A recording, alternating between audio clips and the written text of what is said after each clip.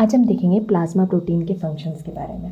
Plasma protein, जब हमने blood के कंपोनेंट्स पढ़े थे तब हमने देखा था कि ब्लड में आरबीसी डब्ल्यूबीसी प्लेटलेट्स के अलावा एक येलो कलर का फ्लूइड होता है जिसे प्लाज्मा कहते हैं।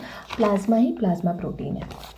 अब प्लाज्मा के अंदर क्या क्या होता है? सीरम और फिब्रिनोजन। अब सीरम के अंदर भी दो और प्रोटीन होते हैं जिन्हें कहते हैं एल्बुमिन और ग्लोबुलिन। ग्लोबुलिन के 3 टाइप्स और होते हैं, अल्फ़ा, बीटा और गामा। अब देखते हैं कि ये सारे हमारी बॉडी में क्या क्या काम करते हैं। सबसे पहले फिब्रिनोजन। फिब्रिनोजन सबसे ज़्यादा इंपॉर्टेंट होता है ब्लड के कोगुलेशन में। फिब्रिनोजन को ही फिब्रिन में कन्वर्ट कर देते हैं और उसके बाद में जहाँ पर इंजरी होती है वहाँ पे फिब्रिन के बहुत सारे थ्रेड्स इकट्ठा होकर वहाँ पर क्लॉटिंग कर देते हैं। फिर गामा ग्लोबुलिन्स। गामा ग्लोबुलिन्स को ही तो एंटीबॉडीज़ कहते हैं, जिन्हें बी लिम्फोसाइट सिंथेसाइज करते हैं ताकि हमें जो टारगेट ऑर्गेनिज्म है उससे उसको डिस्ट्रॉय कर दें और फिर बाद में अगर वो कभी हम पे अटैक करें तो भी वापस से एंटीबॉडीज़ बन जाएं।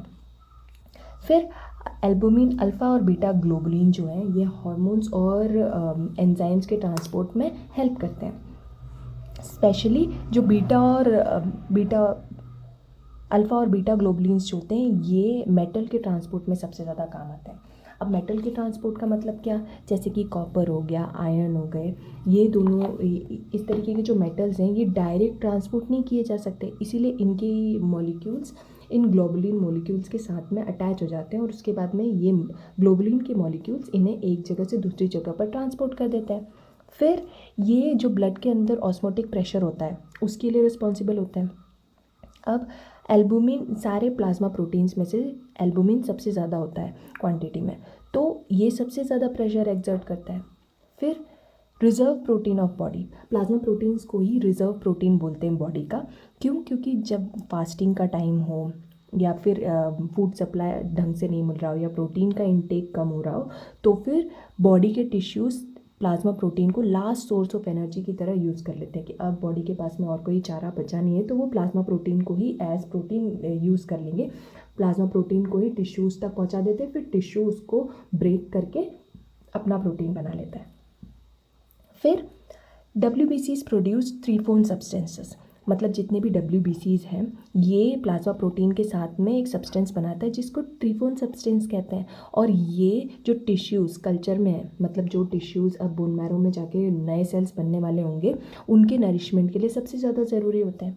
फिर globulin and fibrinogen help in suspension stability of RBC। अब हमने जब RBC की प्रॉपर्टीज़ पढ़ी थी तब हमने देखा था कि उसकी प्रॉपर्टी में एक प्रॉपर्टी थी जिसे कहते हैं सस्पेंशन स्टेबिलिटी, यानी वो क्या करते हैं कि सर्कुलेशन के टाइम पे RBC हर पूरी वेसल में यूनिफॉर्मली डिस्ट्रीब्यूटेड होता है, सब जगह इक्वल अमाउंट में डिस्ट्रीब्यूटेड होता है। तो इसमें कौन हेल्प करता है? उसका ग्लोबुलिन और फिब्रिनोजन उसकी हेल्प करते हैं। फिर उसके बाद में albumin provides maximum viscosity to the blood. अब हमें पता है कि ब्लड पानी के कंपैरिजन में 5 गुना ज़्यादा गाढ़ा होता है, तो उसको एक गाढ़ापन देने में भी एल्बुमिन हेल्प करता है। फिर responsible for 15% of the buffering capacity of the blood. अब ब्लड वैसे भी एसिड बेस का बैलेंस बनाता है, तो उसमें जो प्लाज्मा प्रोटीन है ये 15% हेल्प करता है। टोटल जो क्वालिटी है ब्लड की उसमें 15% कॉन्ट्रीब्यूशन किसका होता है? प्लाज्मा प्रोटीन का। Okay, thanks for watching.